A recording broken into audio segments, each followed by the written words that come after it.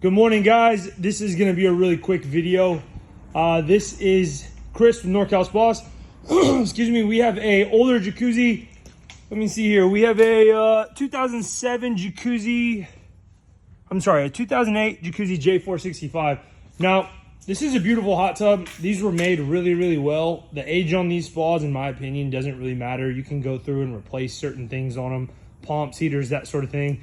All parts are still being made for it. They make a rendition of the motherboard. So these are really, really good hot tubs. We got this spa in. We knew one of the pumps was bad. This one right here. So we put in a brand new pump.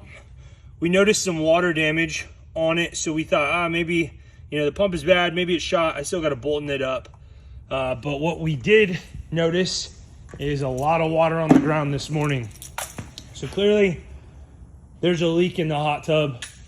Now, here's what's interesting about hot tub leaks.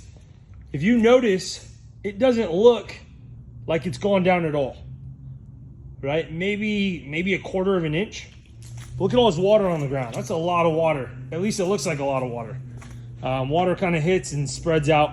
So initially on these spas, really on any jacuzzi Sundance spa, the first thing I'm gonna look is inside the equipment bay if I can see anything. Now this side is a little bit dirtier. There's a little bit of water damage over here, but nothing too drastic. The second thing I'm gonna look for is the waterfall. So if I can show you, this spa is dripping from right here.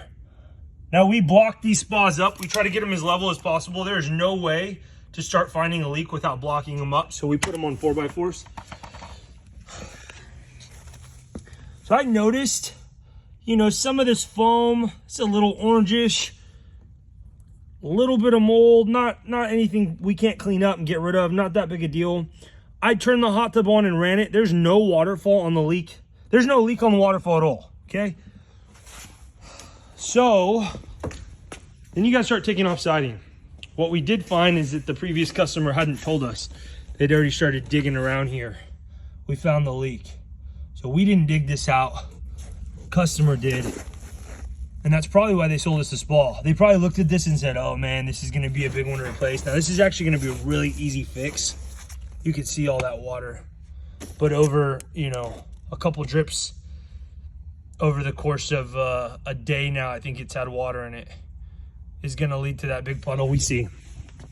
So what it is this filter housing right here, you can actually see the O-ring has started to disintegrate. So we're missing O-ring right here.